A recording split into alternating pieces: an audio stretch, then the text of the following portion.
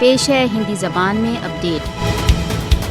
बिना किसी नागरिकता के अधिकारों के ये महिलाएं कहीं नहीं जा सकती। इन महिलाओं को, जिनका विवाह कश्मीरियों के साथ हुआ, मोदी के धूर्त आचरण के कारण बहुत कठिनाइयों का सामना है। भारत द्वारा अवैध रूप से अधिकृत जम्मू कश्मीर में निवास कर रही लगभग 350 वधुएं पाकिस्तान में अपने माता पिता से नहीं मिल सकती। भूतपूर्व मुजाहिदीन की पाकिस्तानी पत्नियां कश्मीर में स्टेटलेस जीवन व्यतीत कर रही हैं। वे एक आइडेंटिटी हीनता की स्थिति में आकर फंस गई हैं।